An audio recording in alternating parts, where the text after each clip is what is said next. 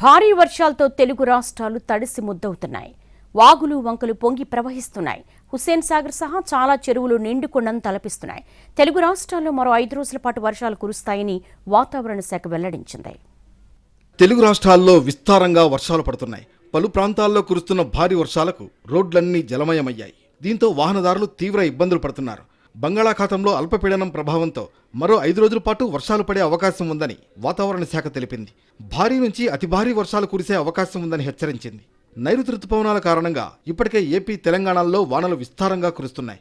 June వరకు వర్షాభావ పరిస్థితులు ఏర్పడినప్పటికీ జూలై ప్రారంభం నుంచి పలు జిల్లాల్లో వానలు జోరుగా కురుస్తున్నాయి. ఏపీలో అక్కడక్కడ పిడుగులతో కూడిన మోస్తరు నుంచి భారీ వర్షాలు కురుస్తాయని చెబుతున్నారు వాతావరణ శాఖ అధికారులు. ఉత్తరాంధ్ర, రాయలసీమ జిల్లాల్లో భారీ వర్షాలు పడే అవకాశం ఉందంటున్నారు. లోతట్టు ప్రాంత ప్రజలు అప్రమత్తంగా ఉండాలని సూచిస్తున్నారు. అల్లూరి సీతారామరాజు జిల్లాలో విస్తారంగా వర్షాలు కురుస్తున్నాయి. దేవీపట్నం మండలం గొందూరు గ్రామంలో గండిపోచమ్మ ఆలయాన్ని వరదనీరు తాకింది. అమ్మవారి దేవస్థానం మండపం జలమయమైంది. స్నానాల ఘాట్ వద్ద మెట్లు పూర్తి స్థాయిలో మునిగిపోయాయి. గండిపోచమ్మ ఆలయానికి వెళ్లే రోడ్డు మార్గంలో దండింగి గ్రామం దగ్గర వరదనీరు భారీగా చేరింది. దీంతో భక్తులు తీవ్ర ఇబ్బందులు పడుతున్నారు. తెలంగాణలోనూ రాగల 5 రోజులు భారీ నుంచి అతి భారీ వర్షాలు కురిసే అవకాశం ఉందని హైదరాబాద్ వాతావరణ కేంద్రం హెచ్చరించింది. ఆయా జిల్లాలకు ఎల్లో అలర్ట్ జారీ చేశారు.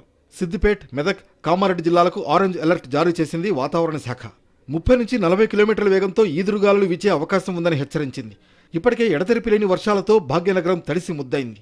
మరికొన్ని రోజులు వానలు పడతాయని వాతావరణ శాఖ హెచ్చరికతో ప్రజలు అప్రమత్తంగా ఉండాలని అధికారులు సూచించారు. प्रदेश और तेलंगाना, विदर्भ, साउथ छत्तीसगढ़, उड़ीसा, इन सभी में आपका अति भारी वर्षा यानी कि 12 से 20 सेंटीमीटर बारिश होने की संभावना है, जिसके लिए हमने ऑरेंज अलर्ट जारी किए हैं. మరోవైపు వర్షాల కారణంగా కృష్ణా ప్రాజెక్టులకు వరద పెరిగింది. ఆల్మట్టి జలాశయానికి 28,130 క్యూసెక్కుల ఇన్ఫ్లో పెరిగింది. జూరాల ప్రాజెక్టుకు కూడా వరద నీరు చేరుతోంది. 3,414 క్యూసెక్కుల ఇన్ఫ్లో రికార్డైంది. 4 రోజులుగా కురుస్తున్న వర్షాలకు హుస్సేన్ సాగర్లోకి క్రమంగా వరద నీరు చేరుతోంది.